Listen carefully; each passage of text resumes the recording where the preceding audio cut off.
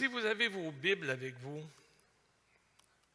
veuillez les ouvrir dans l'Évangile de Jean, 3e chapitre, les versets 1 à 5. Si vous n'avez pas vos Bibles avec vous, on va attendre. On va attendre. Ce moment d'attente est bien involontaire de notre part, alors veuillez garder la ligne. Et puis, bon, OK. Alors, dans Jean, 3e chapitre, les versets 1 à 5, on est toujours dans cette discussion sur les réveils. Ouais.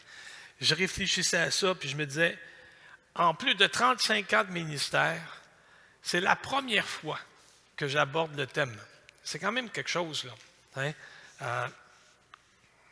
En tout cas, prenons le temps de lire avant d'ouvrir plein de parenthèses. Dans Jean 3e chapitre, les versets 1 à 5. C'est la rencontre de Jésus et de Nicodème. Or, il y avait parmi les pharisiens un chef des Juifs du nom de Nicodème. Celui-ci vint le trouver de nuit et lui dit, « Rabbi, nous savons que tu es un maître, un docteur venu de la part de Dieu, car personne ne peut produire les signes que toi tu produis si Dieu n'est avec lui. » Alors Jésus lui répondit, « Amen, amen, je te le dis, si quelqu'un ne naît pas de nouveau, il ne peut pas voir le règne de Dieu. » Alors Nicodème lui demanda, « Comment un homme peut-il naître? Quand il est vieux, peut-il entrer une seconde fois dans le ventre de sa mère pour naître? » Jésus lui répondit, « Amen, je te le dis, si quelqu'un ne naît pas d'eau et d'esprit, il ne peut pas entrer dans le royaume de Dieu. » Ouais. Ce qui est né de la chair est chair, et ce qui est né de l'esprit est esprit, dira-t-il au verset 6. Le réveil.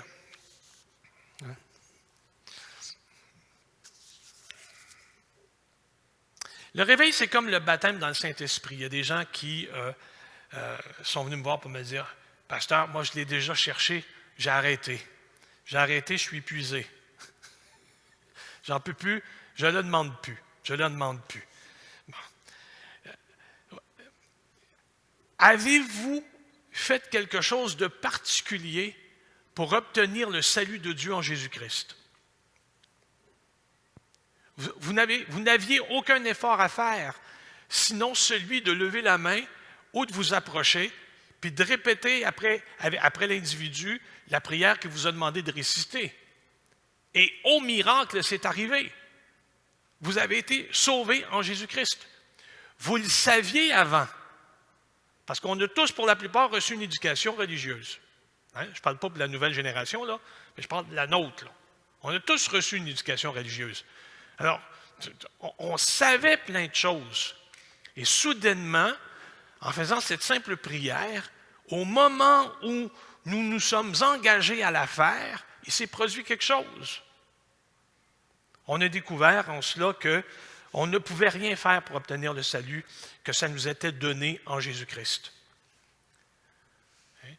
Dans le texte du livre des Actes, Dieu, par la bouche de Pierre, Dieu dit que la promesse de l'Esprit est donnée à tous ceux et celles que le Seigneur, en aussi grand nombre que le Seigneur les appelle. Hein? Vous n'avez rien d'autre à faire que de demander. Rien d'autre à faire que ça. Hein? Mais je vais y revenir. Okay? Donc, le réveil, c'est quoi? C'est simplement la redécouverte de l'Évangile dans l'ordre suivant. C'est-à-dire redécouverte de l'Évangile pour l'individu d'abord.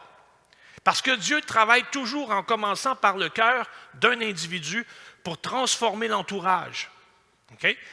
Aujourd'hui, la mode. OK?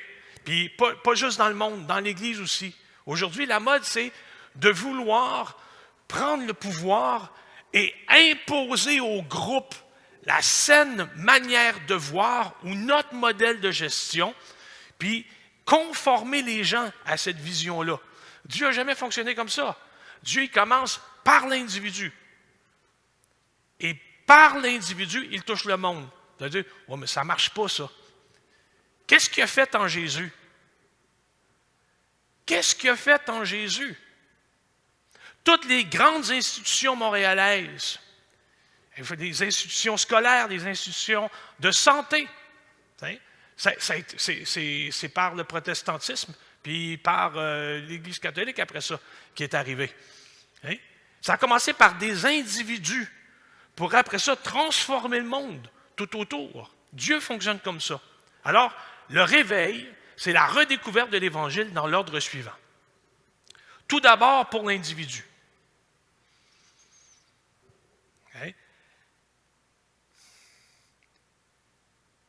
Découvrir ou redécouvrir ce que veut dire Jésus mort pour toi. Est-ce que vous vous rappelez, puis là, en plus d'avoir été obligé de chercher une Bible, vous allez devoir chercher dans vos souvenirs, est-ce que vous vous rappelez la première fois que vous avez rencontré Jésus-Christ comme sauveur personnel? On appelle ça une expérience de rencontre. Est-ce que vous vous souvenez de la première fois que vous avez fait cette rencontre-là? Vous n'avez eu rien d'autre à faire sinon que de dire « Tel que je suis, je viens à toi, agneau de Dieu, prends-moi. » Okay? C'est ça que vous avez fait, tout simplement. Et vous avez reçu le ciel en héritage, en faisant ce simple geste de reconnaissance de sa seigneurie. Reconnaissance que vous étiez indigne. Peu importe ce que vous aviez fait, vous n'auriez pas été en mesure d'obtenir ce qu'il vous a offert à la croix. Justification, sainteté. Vous ne pouviez pas faire ça. Il l'a donc fait pour vous. Cette première fois-là, imaginez, là, à l'époque, vous étiez prête à lui donner la lune pour ce qu'il venait de vous faire. Aujourd'hui, vous lui donneriez quoi? Okay? Ça c'est le test. Si à l'époque, après avoir reçu sa grâce, puis son salut, vous étiez prête à lui donner la lune, aujourd'hui, là où vous êtes rendu dans votre existence, vous seriez prête à y donner quoi? Si ce n'est plus la lune, vous avez besoin d'un réveil.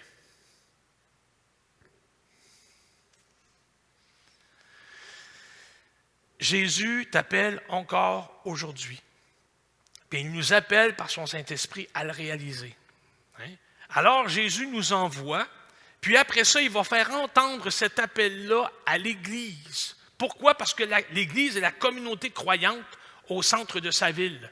Ça commence par l'individu, après ça, c'est l'Église qui vit le réveil, puis le réveil vécu par l'Église va donc avoir après ça des conséquences ou des incidences, des bénéfices pour la cité. Si on tente d'expliquer ce que veut dire la redécouverte de l'Évangile pour soi, c'est sûr que ça veut dire repentance, mais aussi, on l'a déjà vu, obéissance à ce que Dieu nous demande, comme l'indique l'Écriture. Mais il faut que ça devienne plus qu'une expérience intellectuelle. Une rencontre avec Jésus, ça remue l'âme, le cœur, et par l'Esprit, on perçoit sa présence. On goûte en avance ce qu'a pu être ou ce que peut être la plénitude.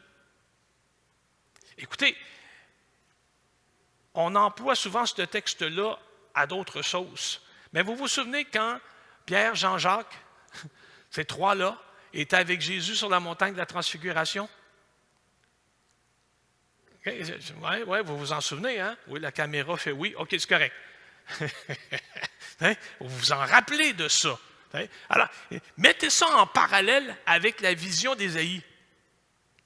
Vous souvenez-vous, vous aviez le prophète Ésaïe qui est devant la majesté divine, qui est devant la majesté de Dieu, puis la première chose, la première proposition, la première phrase qui sort de son cœur, c'est « Malheur à moi parce que je suis un être indigne. » Puis là, on a l'ange qui prend un morceau de charbon ardent puis qui vient le poser sur ses lèvres.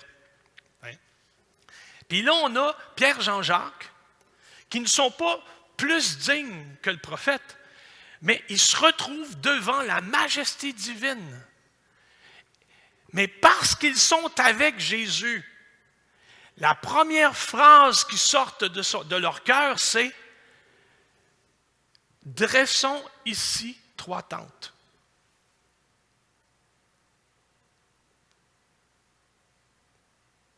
Ils sont devant Dieu, au milieu de leur justification et de leur justice qu'est Jésus.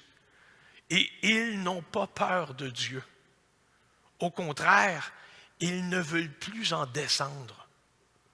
Puis ils se disent, dressons ici 3 tentes. Il faut que ce soit plus qu'une réalisation de la tête. Il faut que ça descende dans le cœur. Il faut qu'on ait le désir profond de dresser là où nous sommes, quand on le rencontre, des tentes pour y résider. On l'a vu, puis on le sait par expérience. Toutes les églises qui ont vécu un réveil, cette mouvance dynamique et puissante de Dieu, ont tendance à le délaisser par après. Pourquoi? Il y a un pasteur qui a offert une explication qui, jusqu'à ce jour, c'est ça, il a raison. Il a raison. Le pasteur dit, le réveil, c'est exigeant et c'est épuisant. Parce que Dieu prend tout ce que tu lui donnes, tout ce que tu lui apportes. Et habituellement, quand le réveil se produit dans ta vie, quand le réveil se produit dans ton Église, c'est que vous êtes exactement à l'endroit où Dieu veut que vous soyez et dans l'état dans lequel il vous désire. C'est-à-dire qu'il y a comme une concordance, ça marche. Quand j'étudiais l'Ancien Testament au collège biblique, on disait toujours, Moïse, dans toute sa splendeur et dans toute sa grandeur, Moïse, le grand législateur, n'est pas celui qui est entré dans le pays promis. Peu importe comment proche il était de Dieu, peu importe l'onction, le déversement de l'Esprit qu'il y avait sur sa vie, il n'est pas celui qui est entré dans le pays. C'est la génération d'après. Mon professeur d'Ancien Testament à l'époque disait, c'est parce que cette génération-là était parvenue à ressembler à ce que Dieu voulait comme peuple. Alors ils sont rentrés sous la conduite de Josué. Alors quand un réveil se produit dans ton cœur, quand un réveil se produit dans l'Église, Dieu prend tout. Puis le pasteur avait pris l'image suivante, puis au Québec, on est capable, surtout avec les froids qu'on a connus, on est capable de saisir l'image. T'as acheté ta corde de bois, puis tu passes tes meilleurs morceaux. Puis à la fin de la saison, quand tu t'es rendu compte que tu n'en as pas acheté assez, tu passes tout ce qui reste. Tes meubles, tu passes tout, parce que là, t'es bon. Mais il sait justement, il sait que le réveil consume, le réveil prend, puis là on réalise qu'on ne suivra pas la parade, on sera pas capable de continuer. Alors on apporte tout ce qui reste, puis Dieu dit, c'est pas ça que je veux. Je veux le meilleur. J'avais trouvé l'image belle, je vous la transmets, avec sa qualité et ses défauts. C'est ça. C'est une des principales raisons pourquoi les réveils ne durent pas. Parce qu'ils sont exigeants, parce que Dieu prend tout. Un chercheur a étudié l'histoire des réveils pour conclure que le déclin du réveil arrive quand les chrétiens ont une connaissance de la justice que Dieu leur donne en Jésus. OK? Vous me suivez jusque-là? On sait que Jésus-Christ est notre justification et que sans lui, on n'est rien. Nous ne pouvons pas parvenir à Dieu. Donc, on a une connaissance de la justice que Dieu nous donne en Jésus. On le reconnaît comme étant le fondement de notre sanctification. Je suis saint parce qu'il est saint. Et quand je marche pour lui ressembler, je me garde là. Et soudainement, dans la vie chrétienne, puis dans la vie de l'Église, on inverse le processus. C'est-à-dire que la sanctification devient le fondement de la justification. Okay? Autrement dit, si au début, on se rend à l'Église par simple désir d'adoration, Tu as accepté Jésus-Christ comme sauveur personnel un mercredi soir lors d'une campagne d'évangélisation ou un vendredi soir. Quand tu rentres à l'église le vendredi, le dimanche matin, tu n'as même pas besoin d'invitation, là. OK? Tu capotes. Tu es sans sous-dessous, tu es dans la joie, tu es dans l'allégresse. Venir à l'église, c'est comme, voyons donc, c'est même pas des petits caractères. Si tu n'as pas écrit dans le contrat pantoute, mais il n'y a pas d'autre endroit sur terre où tu peux exprimer la joie d'avoir été sauvé ailleurs que là, au milieu des frères et des sœurs. Donc, tu viens par amour, tu viens par un ardent désir d'adoration. Tu veux communier, tu veux partager. C'est que si au début c'était ça, et bien à un moment donné dans ton existence, tu y vas parce que il faut. Ça devient comme pour toi une exigence. C'est comme si le fait, tu dis, non mais j'ai pas manqué une fois cette année, moi. J'ai pas manqué une fois, moi. Puis en plus,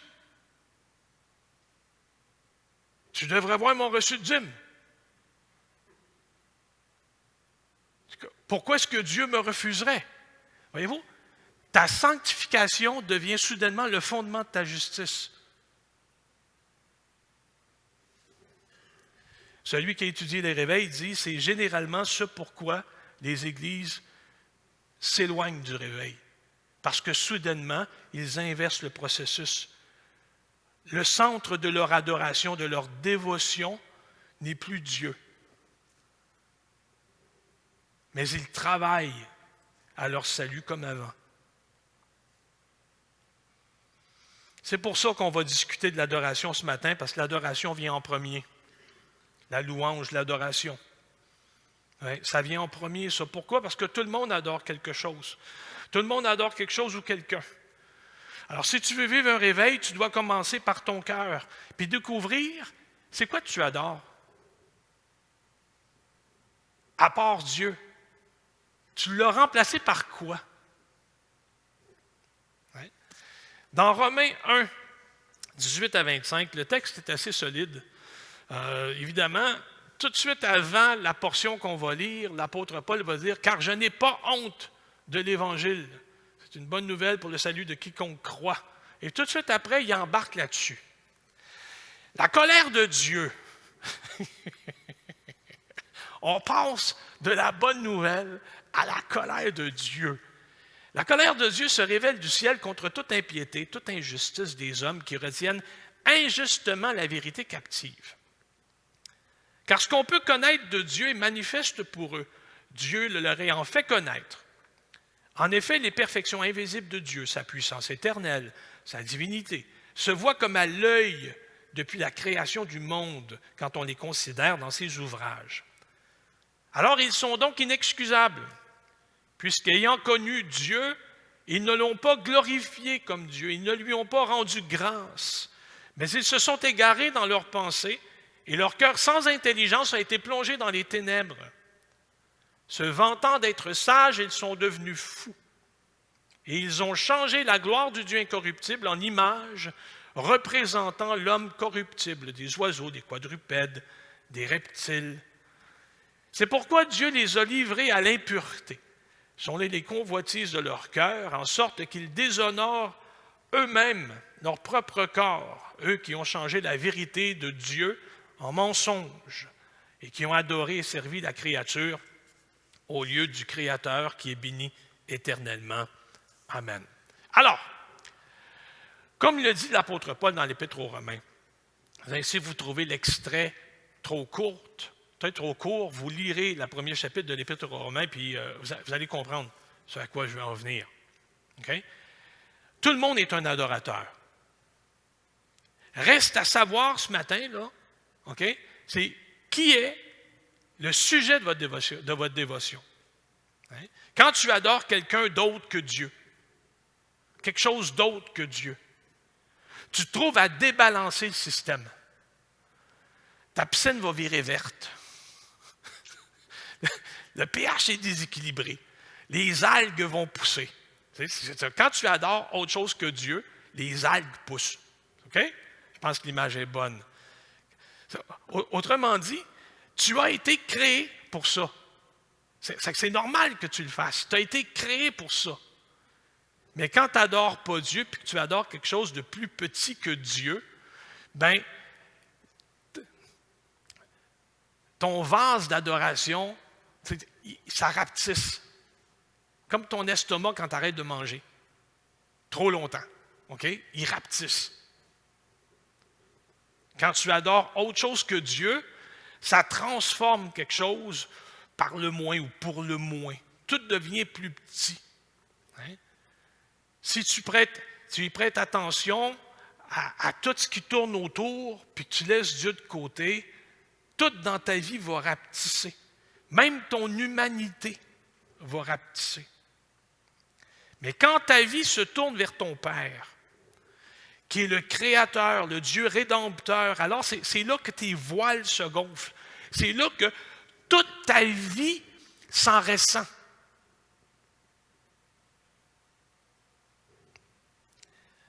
Quand j'expliquais le salut à mes étudiants au collège biblique, je leur disais, quand tu n'as pas Dieu dans ton cœur, quand tu n'as pas Jésus, tu es un demi-homme. Tu ne deviens homme que quand tu réalises la nature qui est en toi, c'est-à-dire semblable à l'image de Dieu. Quand tu réalises qui tu es, qui il est, ce qu'il t'appelle à faire, c'est là que tu développes ton humanité, c'est là que tu deviens homme. Toute ta vie s'en ressent quand Dieu est au centre de ton cœur. L'adoration de Dieu te rend plus humain.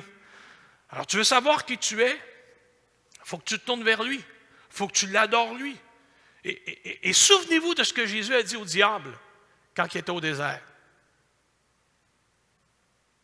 Dans un des reproches, une des répliques qu'il lui a adressées, il lui a dit, « Tu adoreras le Seigneur ton Dieu et tu le serviras lui seul. »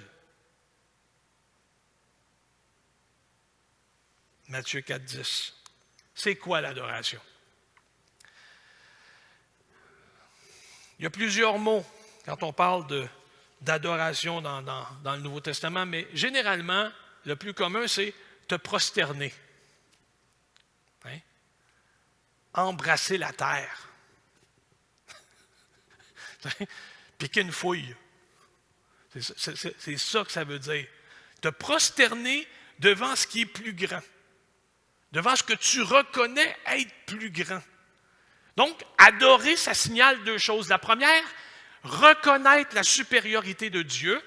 Et deuxièmement, assumer une posture appropriée à ce que tu viens de discerner. Okay? Par exemple, tu changes de posture puis d'attitude quand soudainement tu te retrouves devant quelqu'un que tu veux impressionner puis qui t'est cher à ton cœur. L'image n'est pas claire? OK, c'est correct. On va fouiller plus jeune. Hein? Tu es avec une gang de tes chums, OK? Puis tu niaises, puis tu fais le fou.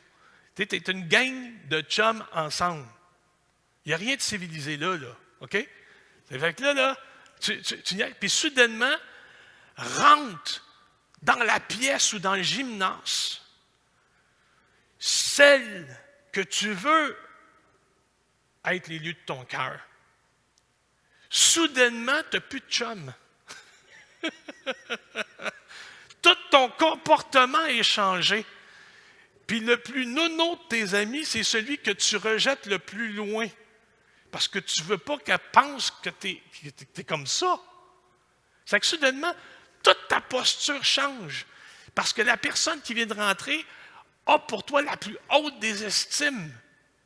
Puis tu veux lui montrer par ton comportement quelle est la valeur qu'elle a pour toi. Hein? Tu as exactement, si tu es un contracteur, c'est exactement le même feeling que tu as quand soudainement, dans un tournoi de golf, on te présente « Hey, ça, c'est le président de telle compagnie. » Puis là, tu dis « Oh, bonjour, comment allez-vous? » Pourquoi? Parce que il peut te donner un méchant contrat, là. Hein? C'est que toute ta posture change, ton vocabulaire change. Voyez-vous? Vous venez de comprendre c'est quoi l'adoration. C'est reconnaître la supériorité de quelqu'un, puis adapter toute notre posture pour cette personne-là. Créer une relation avec lui.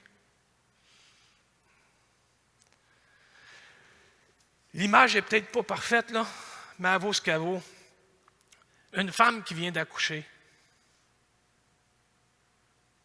Quand on lui donne son bébé dans ses bras, là, vous regardez sa face, là, ça c'est de l'adoration. Un exemple positif. Ça c'est de l'adoration. Aussi minable que peut être le nouveau-né.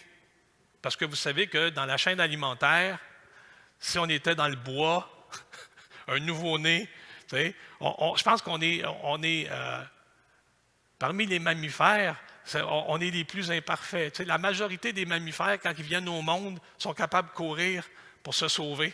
Notre nouveau-né, nous autres, non. Il faut vraiment qu'on le défende. C'est pour ça que je dis petit, faible, friable. C'est comme, c'est rien. Mais cette fragilité-là, on l'enveloppe de toute notre estime et de toute notre valeur. Plus il est faible, plus il est haut. Plus on va l'entourer, plus on va le protéger.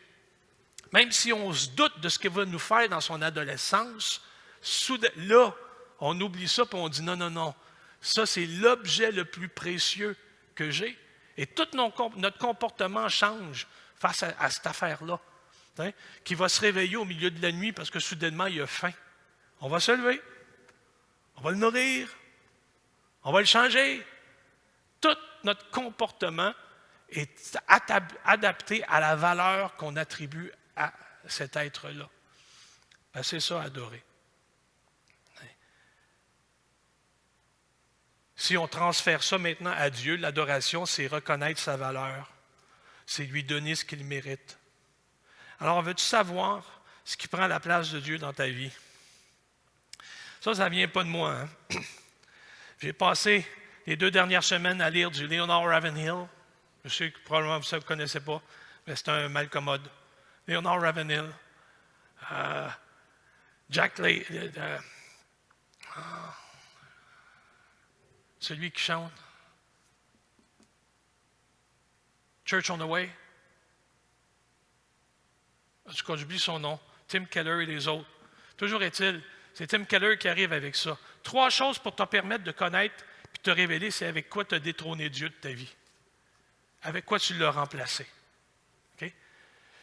Quand tu te tiens dans la présence de quelqu'un où tu fais quelque chose, puis que le temps passe à la vitesse de l'éclair. Hein? Quand tu es bien dans ce que tu fais, c'est probablement ça avec quoi tu as remplacé Dieu. Okay? Autrement dit, quand tu es occupé puis que tu ne veux pas arrêter parce que tu aimes ça, okay? Tu n'as pas dîné, tu n'as pas soupé, le soleil se couche, mais tu t'en fous. Parce que ce que tu as à faire, c'est important, là. Tu aimes ça, là. Hein?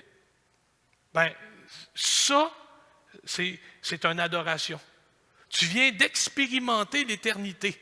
C'est-à-dire, tu es tellement embarqué dans ton hobby ou dans peu importe que tu vis la liberté du temps. Pour toi, le temps soudainement compte plus. Ce qui est essentiel à ta survie, tu l'as même laissé de côté pour bénéficier de ça le plus longtemps possible. Ça. C'est ça avec quoi tu as remplacé Dieu. La deuxième chose, c'est ce qui te préoccupe. Les choses pour lesquelles tu t'inquiètes. C'est le même phénomène. Ce sont les choses qui prennent la place. Pourquoi? Parce qu'elles donnent un sens à ta vie. Tu es en vacances.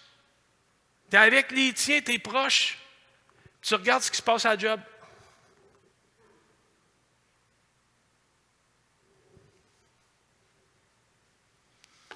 Quand arrive un conflit entre ce qu'il faut faire, ou des endroits à être, ou des engagements à tenir, ce que tu choisis pour sacrifier l'autre, C'est ce que tu adores. Qu'est-ce qui te fait le plus dépenser? Alors que tu n'as pas d'argent à dépenser. Qu'est-ce qui te fait le plus dépenser? Parce que là, on vient... Non, quelqu'un me souligne le golf. Désolé, mais je suis mon budget. Mais justement, parlant de budget, tout le monde a fait un budget, puis tu sais combien que tu as. Tu sais combien qui te reste à la fin du mois. Okay? Mais quelle est la chose pour laquelle tu es prêt à péter ça, puis t'hypothéquer 3 mois, alors que tu ne l'as pas, là? Hein?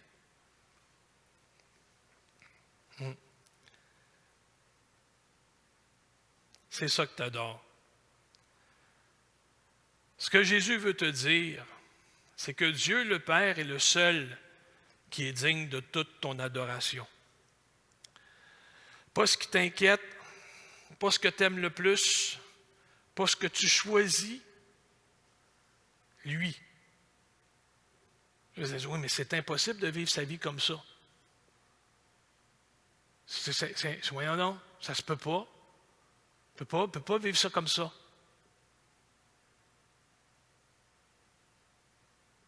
C'est ce que les apôtres ont fait. C'est ce que les pionniers ont fait. C'est ce qu'un chrétien normal fait. Centrer sa vie et organiser sa vie autour de Dieu et de son appel. C'est ça un disciple. Comment adorer Dieu?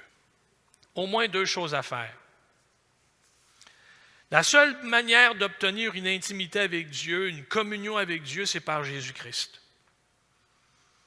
Pensez aux apôtres sur la montagne de la Transfiguration, qui n'avaient absolument pas la même attitude face à la sainteté de Dieu qui les envahissait. Ils l'ont vu, la gloire.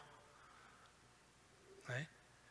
La seule manière d'obtenir une intimité avec Dieu, c'est une communion avec lui par Jésus-Christ. Pas compliqué, là.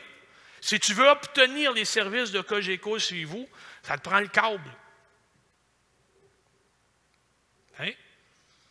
Ce qui veut dire que tu peux avoir Dieu dans ta vie, ou tu peux avoir un cœur d'adorateur, mais si tu n'as pas le lien, si tu n'as pas le médiateur, tu n'as rien.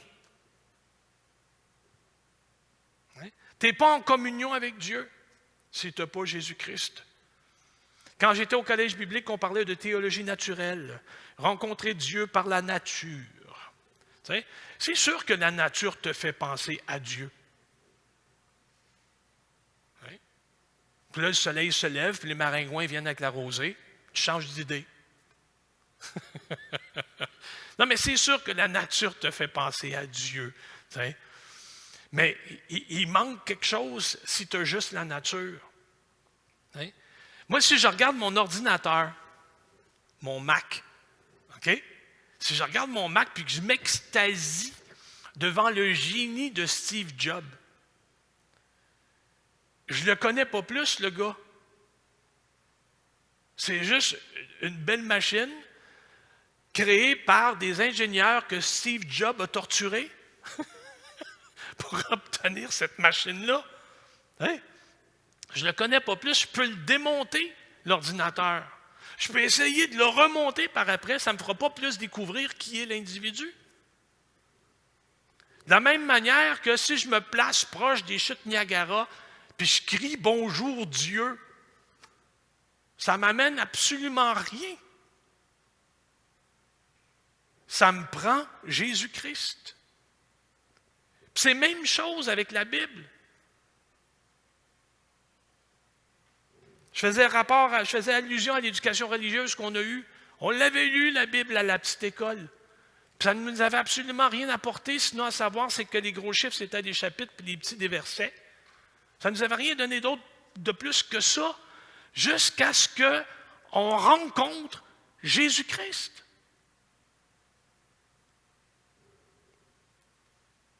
C'est lui qui, par sa mort, sa résurrection, par le don de l'Esprit, nous fait naître de nouveau. Puis que soudainement, après ça, on lit la Bible et on dit, mais comment ça se fait que je ne la comprenais pas comme ça avant? Parce qu'avant, ce n'était qu'une simple lettre inanimée.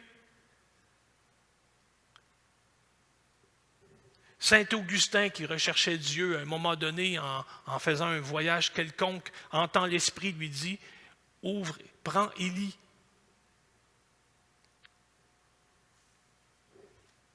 Il a ouvert dans l'Épître aux Romains, puis il a donné sa vie à Dieu.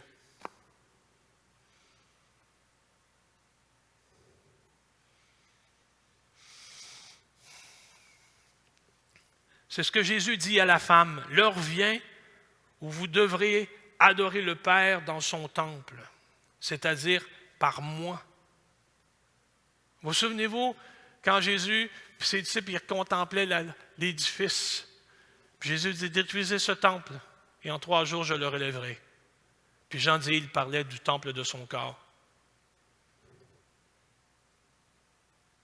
C'est ce qu'il dit à la femme samaritaine. L'heure vient où vous devrez adorer le Père dans son temple, c'est-à-dire par moi. Ce n'est que par lui que tu trouveras ton chemin d'adoration. Et ce n'est pas parce que Jésus est dans ta vie que tu es connecté. Hein? De la même façon, ce n'est pas parce que mes câbles sont branchés au mur. Si je n'ai pas de contrat avec Cogeco, je n'aurai pas plus le signal que je veux. Dans Jean 4, 21, Jésus dira, « Femme, crois-moi, l'heure vient où ce ne sera ni sur cette montagne, ni à Jérusalem que vous adorerez le Père. Vous adorez ce que vous connaissez, ce que vous ne connaissez pas. Mais nous adorons ce que nous connaissons. Le salut vient des Juifs, mais l'heure vient et elle est déjà venue où les vrais adorateurs adoreront le Père en esprit et en vérité. Car ce sont là les adorateurs que le Père demande. Dieu est esprit, il faut que ceux qui l'adorent l'adorent en esprit et en vérité. Il y a donc un ordre à l'adoration, puis il y a une façon d'adorer aussi. Tu ne peux pas l'adorer seulement qu'en esprit ou seulement qu'en vérité. Ça prend les deux. D'où la pertinence du texte biblique. D'où la pertinence de prier, parce que c'est le Saint-Esprit qui rappelle tout ce que Jésus a dit et fait. L'Esprit et la parole réaniment la volonté de Dieu au cœur. Pourquoi est-ce que ça n'arrivait pas?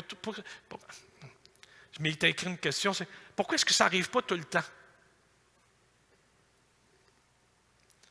Pourquoi est-ce que je ne vis pas constamment sur le dessus de la montagne?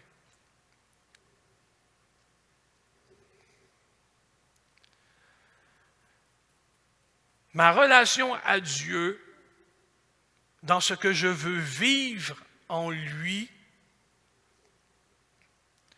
dépend du degré de l'offrande que j'ai faite au Saint-Esprit.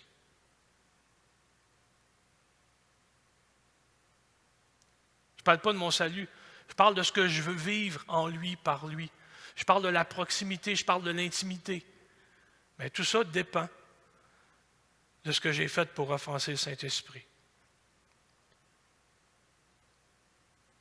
Quand tu pêches de manière volontaire, puis quand tu le fais sans y penser, là, hein?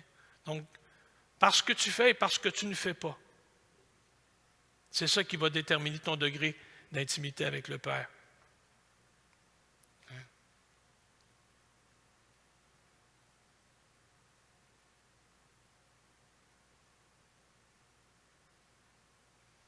Il y a des bêtises qu'on commet volontairement, qu'on fait, qu'on sait qu'on ne devrait pas. Hein?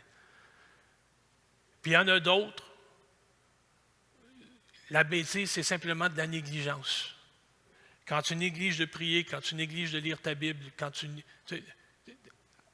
tu remplaces le sujet de ton adoration par autre chose que Dieu, tranquillement tu rapetisses, tu deviens moins qu'humain, puis tu deviens plus loin. C'est pas dur, ça. Dieu recherche des adorateurs. Est-ce que je lis ma parole? Est-ce que les choses de Dieu me préoccupent ou envahissent mon esprit? Est-ce que Dieu aime, c'est ce que j'aime? Ce que Dieu fait, est-ce que c'est ce que moi je veux faire aussi? Est-ce que je cherche sa face? Est-ce que j'attriste le Saint-Esprit? Est-ce que je recherche Dieu pour recevoir cette manifestation de l'Esprit qu'on appelle le baptême dans le Saint-Esprit? Est-ce que c'est ça que je veux? Est-ce que j'ai mis ça de côté? Vous n'avez pas besoin de faire comme les prophètes de Baal. Vous couper, danser, puis vous n'avez pas besoin de faire ça. Parce que vous n'avez pas eu besoin de le faire quand vous avez accepté Jésus-Christ comme sauveur personnel. Alors la seule chose que vous avez à faire, c'est revenir au Père. Puis lui dire, je te demande pardon. Parce que j'ai laissé d'autres priorités que toi prendre la place dans ma vie. Je te demande pardon parce que j'ai adoré d'autres choses. J'ai adoré quelqu'un d'autre. J'ai mis quelque chose d'autre au centre de mon cœur, autre chose que toi. Je le regrette. Ce n'est pas ce que je voulais faire.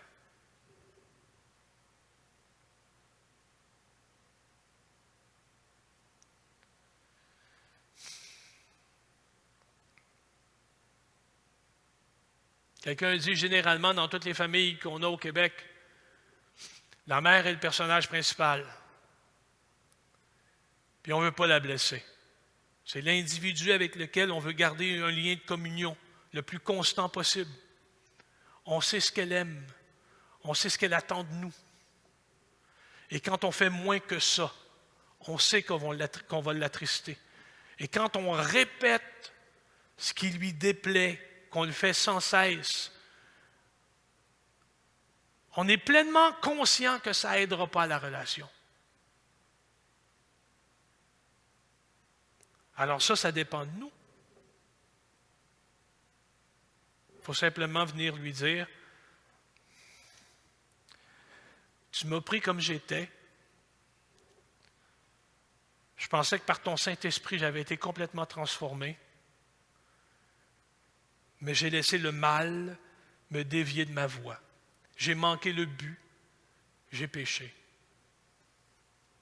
Je te demande pardon. David le dit aussi. Ne me retire pas la joie de ton salut. Ne me retire pas ton Saint-Esprit. Vous avez donc simplement à venir vers lui et dire, Seigneur, j'ai besoin de redécouvrir l'Évangile. Pour moi, j'ai besoin de voir mon cœur redevenir sensible au mouvement de ton Saint-Esprit, à ta volonté. À l'époque, Seigneur, j'étais prêt à te donner la lune. Aujourd'hui, on dirait que je suis prêt seulement qu'à prendre, que je n'ai rien à te donner, que je ne veux rien faire pour toi. Je reconnais, Seigneur, que tu m'appelles encore aujourd'hui. Je reconnais, Seigneur Jésus, que c'est encore toi qui envoies. Je reconnais, Seigneur Jésus, que tu veux transformer mon cœur parce que tu veux que dans l'Église, j'advienne comme quelqu'un d'autre, comme une pierre à l'édifice. Seigneur, je veux voir une différence, et dans ma vie, et dans mon Église, et dans ma ville. Quand Dieu vient dans ton cœur par amour, tu donnes. Au début, tu lui as donné tous tes péchés.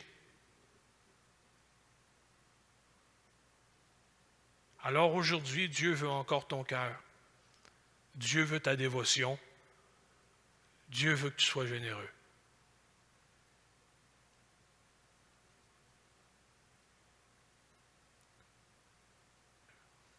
Je vous invite à vous lever. Pour ceux qui sont présents, on va prier. Seigneur, nos vies sont devant toi. On a souvenir, Seigneur, un peu comme les Israélites qui se souvenaient de la délivrance que tu leur avais accordée.